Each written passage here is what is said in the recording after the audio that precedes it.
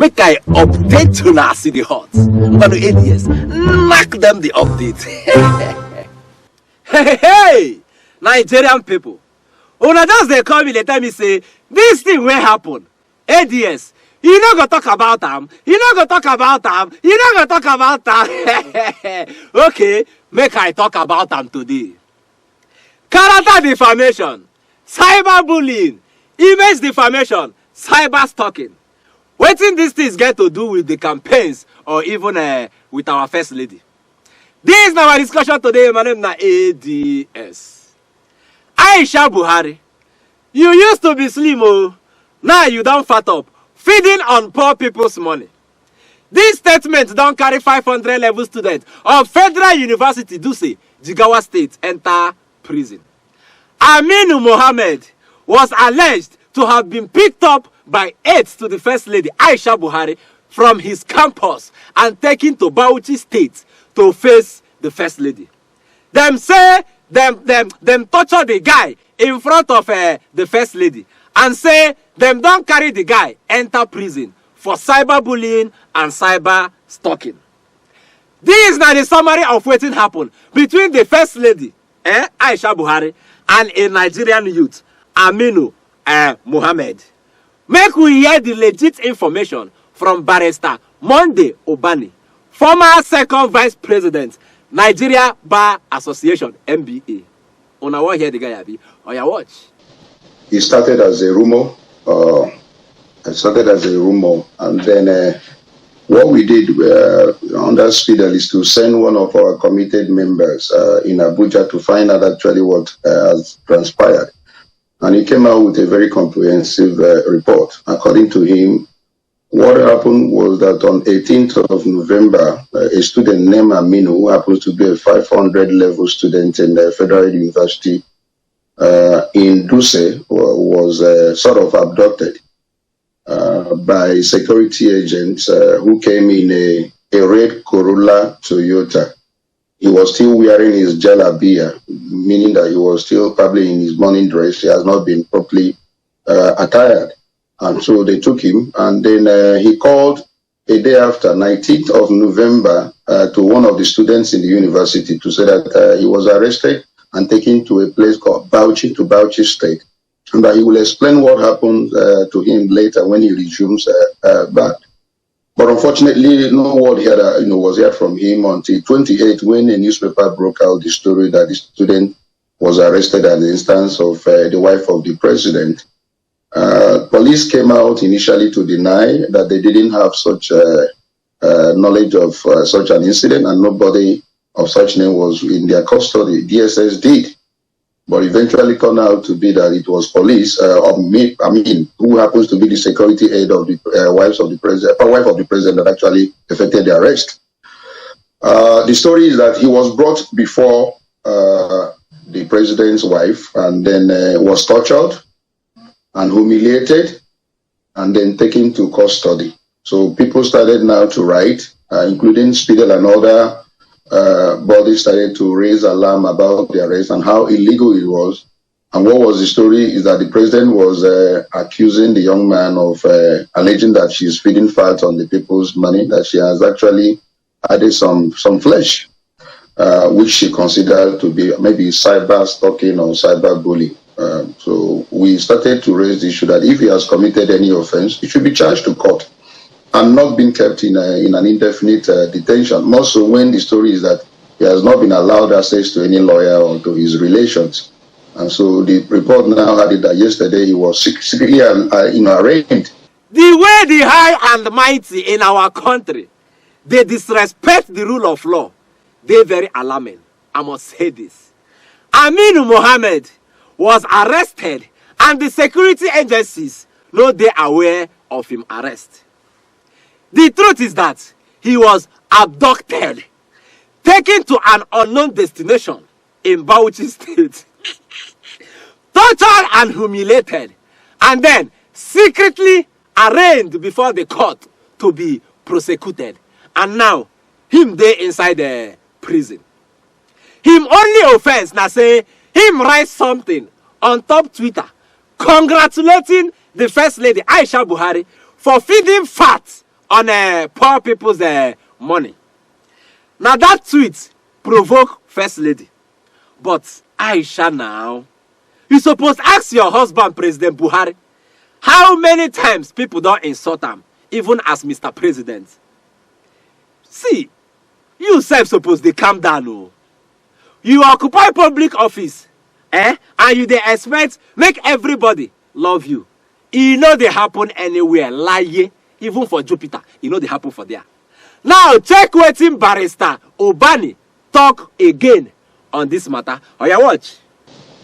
The people who occupy public office must be very tolerant, because the issue of maybe somebody jabbing at you or criticizing you will always be there. It happens all over the world, where people who occupy either their relations or people who occupy public office, people will always, say certain things about you. The former president's wife, Mrs. Jonathan, was almost, it goes viral every time. She was called names, all manner of names. We never heard a situation where she ordered security agents to go and arrest any person. So when you're occupying public, I am not even a public officer, but I open my Facebook at times, I see people criticizing, oh, Bani, you are the one who brought us into the mess we're in today. You are part of the people who canvassed and cajoled and advocated. I mean, I'm being called names every day. And it wouldn't make me to go and begin to order, police to go and arrest somebody, because you're a public officer. The moment you are there, you have to be a bit tolerant. If you don't have level of tolerance, you begin to arrest everyone, because immediately they criticize you. The next thing that you send police or DSS to go and arrest them. So I think that what has been said, that the president's wife has added some flesh. If you look at the woman, when she came, she was looking slimmer. But today, she has added flesh, actually. And that is the truth. She has added flesh. And we can't pinpoint anywhere she's working for these 8 years, 7 years. She's a wife of the president. So if the young man says so, and you feel offended if you have been cyberstalked or bullied, you can ask police to invite him and let him be interrogated in a very civilized manner if you feel offended, but not the manner in which he was abducted and then taken to custody, and then no access to lawyer, no access to relation, and the next thing that you have arraigned him, we don't even know the condition of the arraignment, we don't even know what has happened, thereafter. So I don't think it's proper. We cannot in any way use a sledgehammer to kill a fly. Exactly. As a public office holder, how many people you think say you fit arrest for insulting you? How many? Our former first lady, then Patient Jonathan, now the most insulted and abused first lady in Nigeria, if not in the whole wide world. But una don't ever hear say them arrest anybody for her sake. Una don't ever hear. Una don't hear. No wonder her husband, President Goodluck Ebele Jonathan, said in 2015 that when he leaves office, Nigerians will be grateful for the liberty and freedom they enjoyed under his watch. It don't happen already now, Abi. It don't happen, Abi, never happened. Still on the same matter of insult. Recall say the presidential candidate of the All Progressive Congress APC, Bola Ahmed Nubu, been talk in one of his campaigns recently, say na disgrace to Ram to mention the name of the Labour Party presidential candidate, Mr. Peter Obi. For those of you now, we don't remember again. Now the video be this. Oya watch. The other one. That one. I think na statistic we go chop.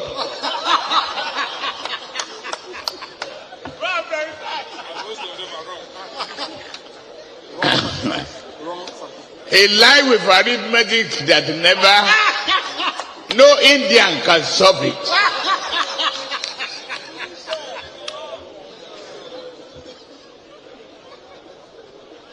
To mention his name is a disgrace to myself. Inside that video, you can see a senior advocate of Nigeria, Festus Keyamo, who supposed call him master to order, laughing carelessly before the press. Una think say this thing not be the reason why popular singer and songwriter Idris Abdul Karim call Keyamo senior advocate of nonsense. Now I ask so I no commit any offense. For those of you who don't know Idris Abdul Karim, now him sing Nigeria jaga jaga, hey, everything scatter scatter, ooh, poor man they suffer, bossa, God shot in the air. Una remember now? Okay, now him talk this thing. Now, the running mate to Mr. Peter Obi, Senator, that's Baba Ahmed. Don't reply Bola Ahmed Tinubu.